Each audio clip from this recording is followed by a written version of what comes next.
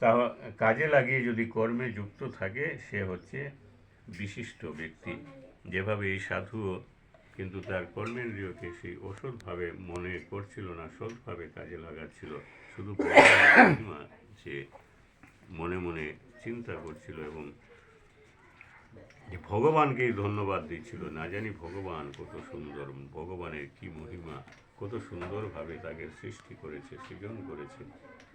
তো ভগবানের যে করুণার কথা তার মনে মনে চিন্তা হচ্ছিল। এইভাবে ইন্দ্রিয়কে, কর্মেন্দ্রিয়, জ্ঞানেন্দ্রিয়, এই যে 10টি ইন্দ্রিয়কে আমরা সংযত করে আমরা কাজে লাগিয়ে ইন্দ্রিয়কে ইন্দ্রিয়ের কাজে লাগাবো, কিন্তু মনটা থাকবে আমরা আমাদের সৎ সুচিন্তা, কুচিন্তা আমাদের মনে যদি না আসে, শুধু ভগবত প্রীতির উদ্দেশ্যে আমরা কর্ম করে যাব, তখনই বলছে যে কর্মফল আমাদেরকে ভোগ করতে হবে না। আবার বলছেন, কিন্তু যিনি মনের দ্বারা ইন্দ্রিয়গুলিকে সংযত করে অনাসক্তভাবে কর্মযোগের অনুষ্ঠান করেন, তিনি সেই মিথ্যাচারী অপেক্ষা অনেক গুণ শ্রেয়।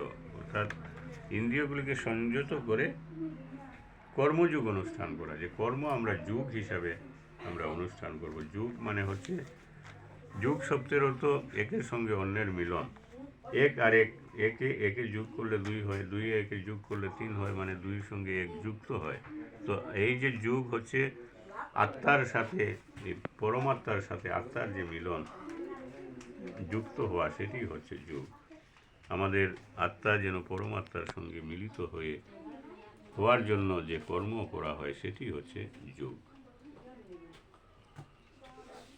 যেভাবে এই শ্রীমদ্ ভগবদ্ গীতার 18টি অধ্যায় 18টি যুগ নামে অভিহিত করা হয়েছে। মুখ্যত 3টি হচ্ছে যুগ, কর্মযুগ, জ্ঞানযুগ এবং ভক্তিযুগ। এই 3টির এই শাখা প্রশাখা হিসেবে 18টি অধ্যায়ের 18টি যুগের নাম দিয়েছেন। তো 18টি অধ্যায় আলাদা আলাদা 18টি যুগের নাম হিসেবে আমরা জানতে পারি। বলছেন, নিয়তম কুরু কর্ম তম কর্ম জ্যায় কর্মণঃ শরীর যাত্রা বীচ তেন প্রসিদ্ধ কর্মণঃ। তুমি শাস্ত্রোক্ত কর্মের অনুষ্ঠান করো, কেননা কর্ম ত্যাগ থেকে কর্মের অনুষ্ঠান শ্রেয়। তো অনুষ্ঠান করো শাস্ত্রোক্ত কর্ম, অর্থাৎ শাস্ত্রে যে সব কর্ম উক্ত করা আছে, অর্থাৎ বিধান দেওয়া আছে, সেই শাস্ত্রের বিধান অনুসারে তুমি কর্ম করে যাও। আর কর্ম ত্যাগ থেকে কর্ম করাই হচ্ছে শ্রেয়।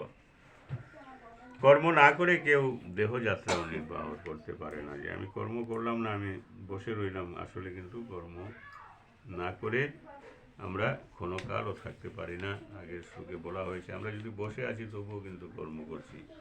কিছু একটা মনে মনে আমরা কিছু একটা চিন্তা করবই করব। মনটা তো আর চিন্তা বাদ দিয়ে মন থাকে না। হয়তো সৎ চিন্তা করি বা অসৎ চিন্তা করি, যে কোনো একটা চিন্তা করব।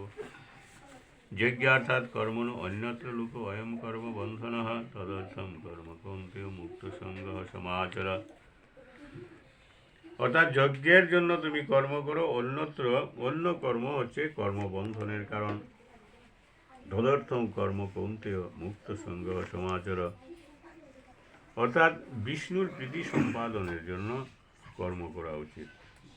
অর্থাৎ ভগবানের প্রীতি সম্পাদন, ভগবান যাতে খুশি হন তার প্রীতি বিধানের জন্য আমরা কর্ম করা উচিত। তা না হলে কর্মই এই জড়জগতের বন্ধনের কারণ হয়।